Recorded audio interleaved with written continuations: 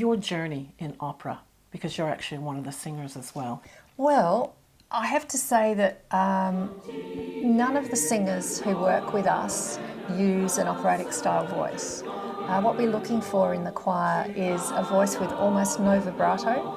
And when you combine several voices and you ask them to sing together, it works a lot better if you sing with minimal vibrato.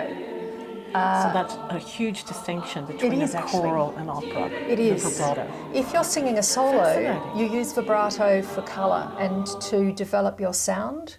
And of course, in the choir, if you have a solo, that's absolutely fine. But when you're singing with a group of other singers, you really want to minimise the vibrato, because if everybody sings with vibrato, firstly, it sounds a bit out of tune. Oh. And secondly, it doesn't sound as loud if you look at the laws of physics. If everybody's singing the same sound wave at the same time, it sounds a lot louder. So no vibrato with choral music makes the whole thing sound louder.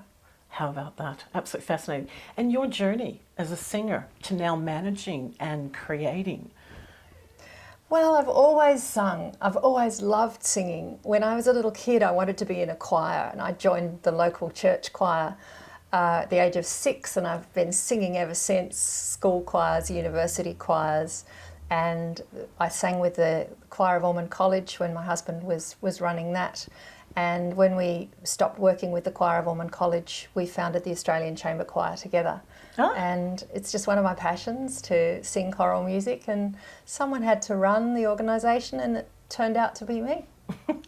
Well, you're very suited to it. You're doing a world tour right now, and you're hopefully going to be back for 3 shows here in Australia in August. That's correct, yes. So you're going to be at Geelong? Correct. Macedon and Sydney? That's right, yes. Yep. What are those dates for us?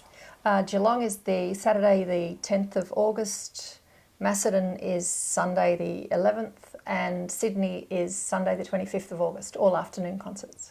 And this is the only chance you'll be able to hear it live, because that's it. Now, where are you touring in Europe? Oh, that's 14 concerts. We're starting in Hamburg, and then we're heading up to Denmark. We've got the oldest town in Denmark, which is Ribe, in their cathedral.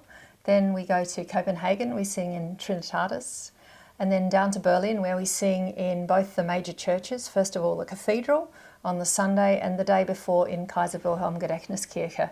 That's the landmark that everybody recognises as Berlin, with its ruined tower left there as a memorial to the Second World War. And how many tours, international tours, has the Australian Chamber Choir done? This will be our 7th. We did our first. Unbelievable. We did our first in 2007 as the first act of the Australian Chamber Choir was to travel to Europe and do a European concert tour. That is absolutely fabulous. What a joy to have met you and to hear you sing. Thank It's you. been wonderful. We're going to take a break and come back and talk to Douglas Lawrence, the conductor of the Australian Chamber Choir.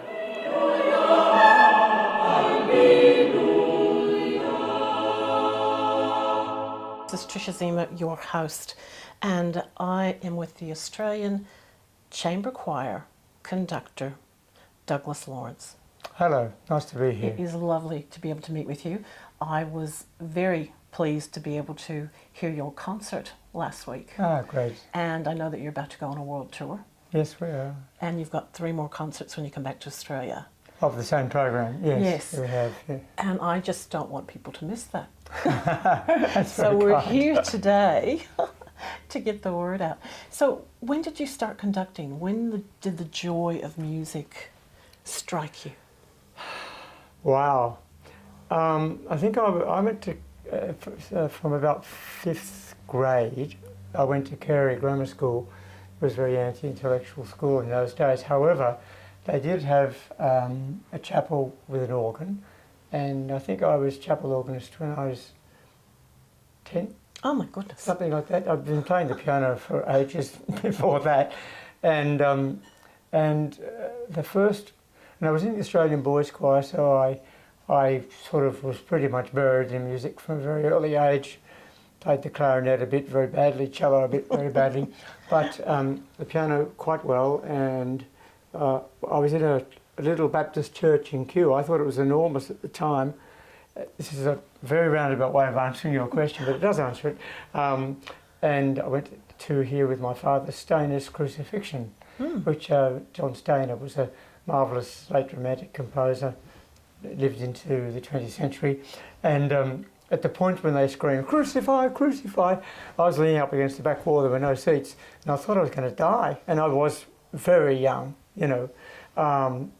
And then shortly after that, I heard the organ in the Melbourne Town Hall, and then I was completely gone. That was it.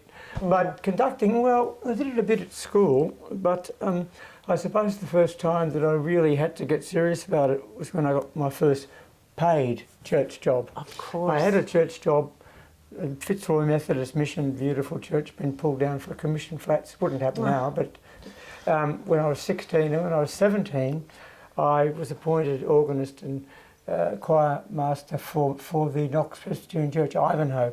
Good church, good people, a terrific choir for just a suburban church, and I had to conduct. All right, so that's fine. At the university, I had conducting lessons with Keith Humble, late lamented, wonderful contemporary musician, and then when I was in Vienna, I went to Jan Swarovski, and there were classes everywhere, you know. Watch the Vienna Boys Choir being directed by various people, and it just grows, really. There's a book on the shelf, or maybe it's on another bookshelf, which is Emil Kahn, The Art of Conducting. Yes. And I was given that probably by Keith Humble, and read it, and you know, that's 1, 2, 1, 2, 3, 1, 2, 3, 4, and 1, 2, 3, 4, 5, 1 and 2, and essentially conducting is a mechanical process. Is it very mathematical as well? Yes, it is. Yes, it seems like it. Yes. Well, I mean, for instance, the piece you heard, the modern piece by Alan Holly, I told him, he wrote a piece for us last year, really excellent, but I said if this one was more difficult, he was going to lose a certain part of his anatomy. And he said, "Oh, I'd better be careful then."